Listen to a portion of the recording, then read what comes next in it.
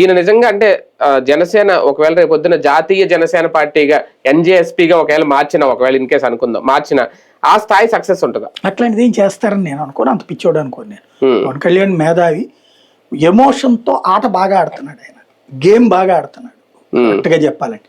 ఎవరికి అర్థం కావట్లేదు కానీ నాకు అర్థమైన గేమ్ ఎవరితో ఎవరి కోసం, తన ఎదుగుదల కోసం. ఇప్పుడు సనాతన ధర్మ పరిరక్షకుడు అంటే ఈ దేశంలో ఏ ఎమోషన్స్ అయితే వస్తున్నాయో ప్రతి ఎమోషన్ తను ఓన్ చేసుకునే ప్రయత్నం చేస్తున్నాడు, ఆ వర్గాలకి దగ్గర అయ్యే ప్రయత్నం చేస్తున్నాడు. తన ఎదుగుదల కోసం అయితే రాష్ట్రంలో ఉండి రాష్ట్ర రాజకీయాలతోనే గేమ్ ఆడాలి కానీ జాతీయ రాజకీయాల్లోకి వెళ్ళి ఏం చేస్తారు? ఇక్కడ ఇప్పుడు జగన్మోహన్ రెడ్డి తీసుకొచ్చినటువంటి పథకాలని పక్కన పెట్టేసి ఏమైనా సక్సెస్ఫుల్ అని చూపెడతారు. ఇక్కడ నువ్వు సంతృప్తి పరచలేనప్పుడు అసంతృప్తిని చూసినప్పుడు అసంతృప్తిని డైవర్ట్ చేయి, అదే లెక్క.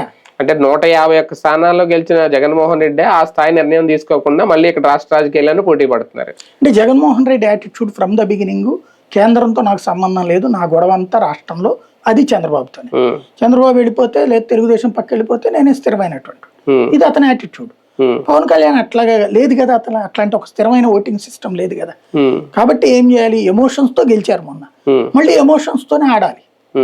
అతని లెక్క ఏంటంటే భారతీయ జనతా పార్టీ ఎమోషన్స్ తో గెలుస్తుంది కానీ భారతీయ జనతా పార్టీ సంస్థాగత నిర్మాణానికి ఎమోషన్ యాడ్ అవుతుంది, అది అతను అర్థం చేసుకోవడంలో పొరపాటు అనుకుంటున్నాను. ఈ జాతీయ భావం బీజేపీకి వ్యతిరేకమా, బీజేపీతో కలిసి ప్రయాణంతోనే ఇది కొనసాగుతుంది? బీజేపీతో కలిసి సాగుతా బీజేపీ ఓటు